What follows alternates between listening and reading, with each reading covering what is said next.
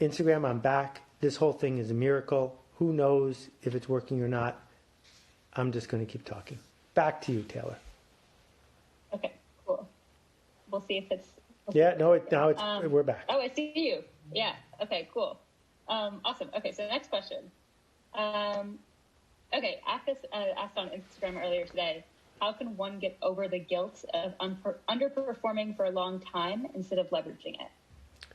Yeah, so guilt is a hobby. Guilt is a choice. Dogs, gerbils, hamsters, foxes, no guilt. Foxes, they grab a bunch of chickens, no guilt.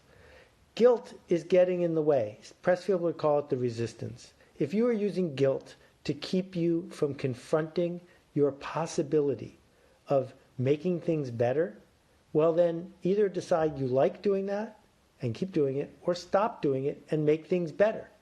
That if you have something to say, say it. Create a Medium post, start a blog, start a podcast. If there's someone who needs your help, help them.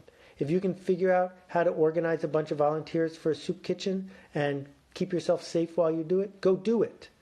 Nobody's stopping you. Go do it. And this idea of go make things better puts us on the hook. And that's hard because a lot of people would be like to be off the hook. That when someone you encounter says, I'm just doing my job, what does that sentence even mean? It means they want to be off the hook. They didn't say, it was my idea to mistreat all the customers of this cable company. They're saying, someone above me is mistreating all the customers. I'm just doing my job by hassling you. Well, now we have this break in the action and this opportunity as the world is all scrambled to dig in and say, I'm going to go beyond doing my job and I'm going to put my name on it. And what I have found is that when we are exerting action with right effort for the right reason, the guilt sort of goes away. Yeah. A lot of people are liking that guilt is a choice. So one of the questions that we got earlier on Instagram today too was from Kevin, who asked for ways to reach out to others in a generous way during this time of social distancing in much of the world. Yeah. So here's what you probably shouldn't do. What you probably shouldn't do is say, here's a great chance for me to make money. I'm going to publish a book on how to make your own hand sanitizer, and it's going to cost $84. Because it's really unlikely that your scam is going to work, and even if it does, it's not generous. What I mean by generous is not that you should give everything away. What I mean by generous is, A, you should treat people the way you wish you could be treated if you were in their shoes. And 2, you should do work that scares you on behalf of other people. That doesn't mean you're not going to end up getting paid for it, but that's not why you did it. You're doing this work because someone needs something from you. And now that, how many, 100 million of us are all on Zoom at the same time, the opportunities to connect with people without leaving your home are huge. But even if you do leave your home, if you get in your car and drive somewhere where something needs to get picked up and drop it off where it needs to be dropped off, you are almost certainly not endangering your health or theirs. That what we need to do is shelter in place so that we don't engage in traditional social interactions that involve close proximity to other people. But if we're careful about hygiene, there's plenty of opportunities to get food to people who need food, solace to people who need solace, and connection to people who need to be connected. Awesome. So someone on Instagram with the username Dorinoki said, Seth, where can I start to learn marketing? So what would be your first step of figuring out how to enter and tackle the marketing world? Okay, well, this happens to be a topic I know a little bit about. The best thing I know to do is to be a marketer. The best way to learn marketing is to market something. And that could be something as simple as selling things out of your garage on eBay. I'm not sure. Just begin. Figure out how to raise money for a charity you care about. Don't even ask the charity, just do it. Second thing is to take the marketing seminar, which we're launching again in a couple months at themarketingseminar.com. You can sign up and we'll send you a note when it's ready. And the third thing, in multiple languages, which you can get online right now and get started for not a lot of bucks, is this book, which is my life's work. This is marketing. If you read your way through that and you have questions, ask somebody else in this chat room and they will answer them for you. I think that modern marketing has nothing to do with advertising and a lot to do with everything we're talking about. So true. All right, so this one's from Lorna on Instagram. She said, how can we future-proof our career in this time of uncertainty? So my answer has none of the words you expect. You cannot future-proof anything. If we've learned anything in the last 4 weeks, that's what we've learned. That what you can do is figure out resilience. And resilience means the world is going to change. And that's okay. Because if you can wake up every morning saying the world is going to change and that's okay, you're probably going to be right. And so you got to figure out how to have the skills and the resources and the reputation, the assets and the flexibility so that when the world changes, you can then say, and that's okay. Because guess what? The world doesn't care whether you think it's okay or not. It's still going to change. All right, so we have a couple of people wondering what the name of the book was since it was in different languages. So this is the English one. There you go. Is it coming out backwards? Is it backwards on Instagram? Maybe it is. Who knows? This is marketing. Yes, it's background. So for those who are wondering if this is a good time to start a blog, what would be your tips around starting a blog while you're at home and maybe have some thoughts about what's going on in the world?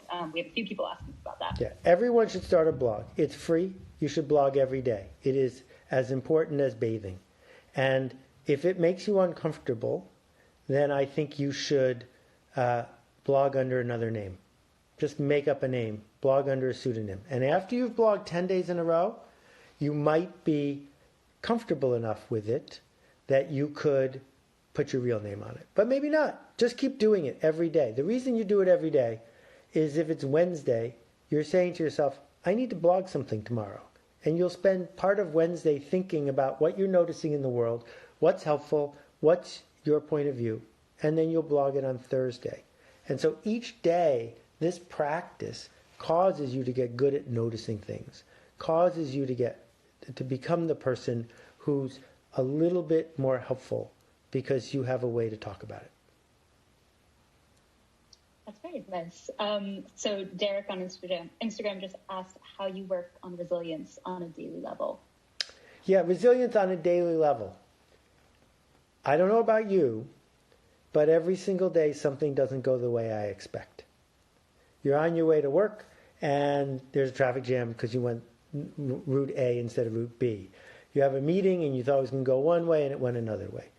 We don't need to work very hard to find things that aren't exactly the way we thought they would be. So what do you do then? That's when you practice resilience. That's when you, instead of saying, Newman, you say, that's interesting. I wonder why that happened. And if you can be a little bit dispassionate, an external observer, if you can be looking at the event as if it happened a week ago, you learn to say, oh, that happened. Isn't that interesting? As opposed to, I'm going to use all my will to force it back to the way I wanted it to be. And so this doesn't mean you don't have a point of view. It doesn't mean you accept injustice. It doesn't mean that you let anything happen. It simply means something happens and then you decide what to do about it, how to make it better. But that practice of acknowledging that the universe didn't do it to you, but that it simply happened, and now you got to figure out why and what to do about it, that begins this cycle of resilience. You want me to tell you what's not resilience? What's not resilience is buying 100 rolls of toilet paper. What's not resilience is having a fight in the store because someone else is trying to buy 100 rolls of toilet paper. No, that's animal sacrifice. That is just lighting something on fire, hoping that we can force the world to go back to the way we want it to be.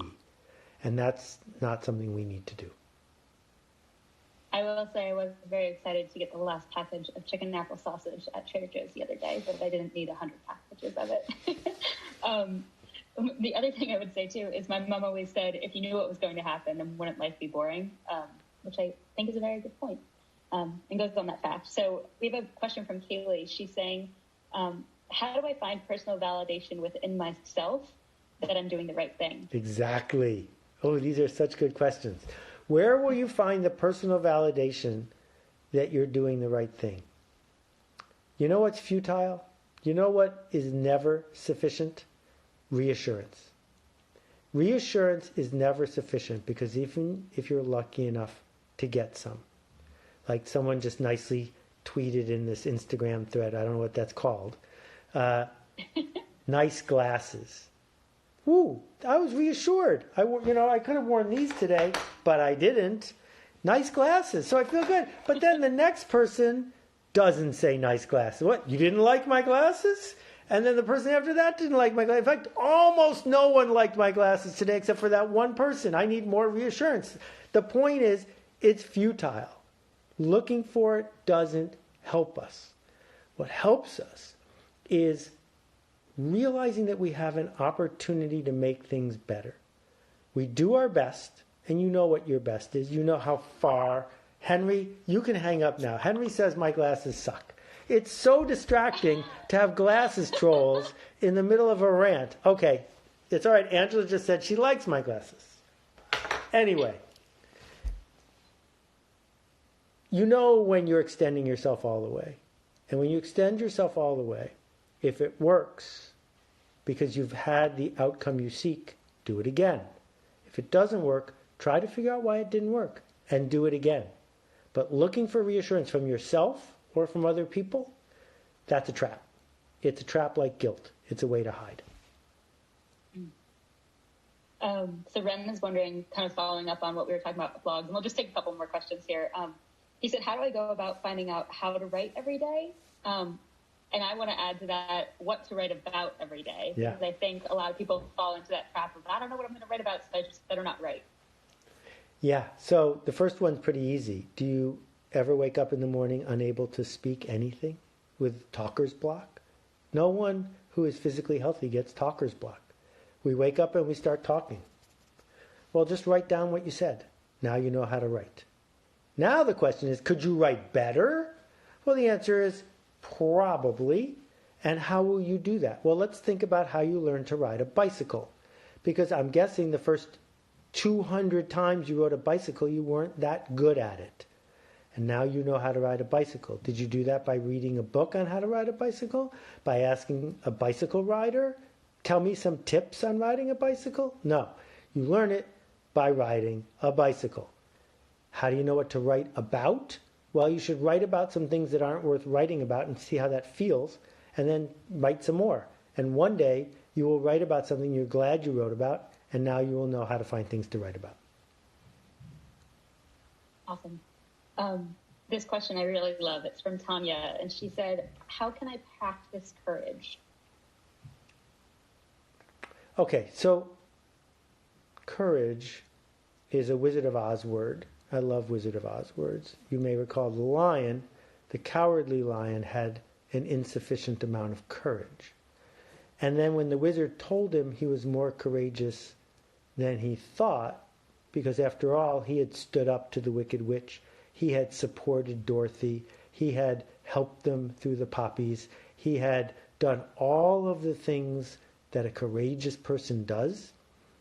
But once the wizard gave him something that proved he had courage, a medal, then he felt courageous. Well, he was courageous all along. It's courageous to get out of bed. It's courageous to contribute anything. And in this time of upheaval, it's even more courageous. And if you do it with generosity, then we're glad you did.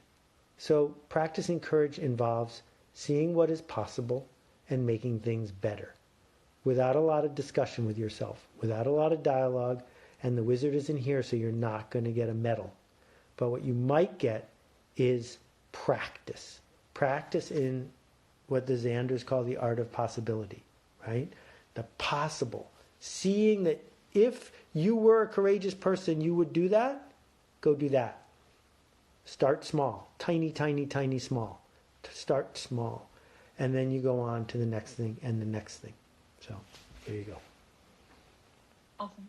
So someone, I don't know their name because it's a bunch of letters, says that they often get feedback that their life story is inspiring, and they're wondering, now that they shift to being a coach, how do they shift from being someone who, kind of shares those inspiring stories and coaches others to, oh, wait, I'm actually going to make a business out of this and charge for my services now. Right. Okay, so as we're starting to wrap up, and I'm going to answer that question in a second, we're launching something new tomorrow. It's free.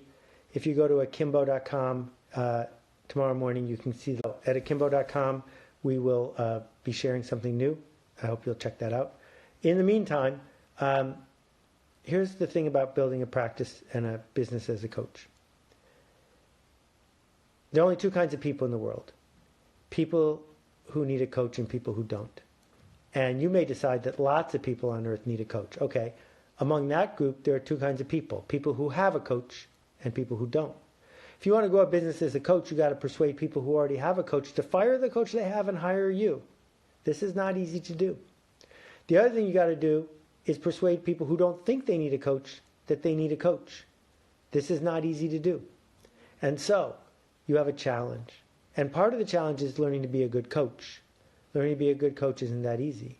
But another challenge is to figure out how to build a business once you are a good coach. And in my experience, the single best practical advice I can give you is don't begin by having individual clients. Begin by having 3 clients at a time, 5 clients at a time. Figure out how to organize a mastermind group. Figure out how to find 6 people who are trying to do X. Don't charge them very much because you're going to get paid 6X whatever you charge one person, and organize a group. Because when we organize the others, we can get a lot done. So that's where I would begin. Okay, I have one more question because I really like it, and then we'll end. This one's from Tim, and he said, what about boredom? I think during this time when a lot of people are at home, that's a big question. Am I going to get bored? How would you approach boredom? Well, I've been working at home off and on since 1986. It's a long time. The number of times I got bored was very low because I replaced boredom with appropriate panic. And it was the appropriate panic of, I might not be able to make a living at this, or the appropriate panic of, I might not be contributing enough, or the appropriate panic of, I might not do this justice. So I think what each of us need, whether it's in your day job or your side hustle, is a project that will accept everything you can put into it. Not a bureaucratic thing where you are filling in time, because you're in for an awakening soon, because bureaucrats are going to discover that if all it is about time, they don't need as many of them. But a product, a project, a contribution, a connection, where the more you put into it, the more good stuff comes out, and suddenly you don't have time to get bored. You know, people who run the Boston Marathon for 2 hours in a row, they don't get bored 1 second, because it takes a lot to go one more foot, to put one foot in front of the other.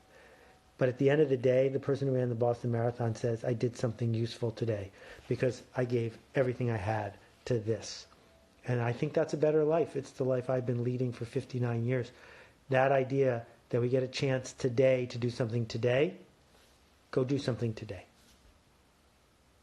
Awesome. All right. Akimbo.com tomorrow, or Thursday. No, we're launching it tomorrow morning. Yeah. Okay, tomorrow morning. Very exciting project that the team is super pumped about. So we hope to see you there. Seth, you're going to be the one to turn off Instagram, and I will turn off Facebook. Thanks for tuning in remotely for us.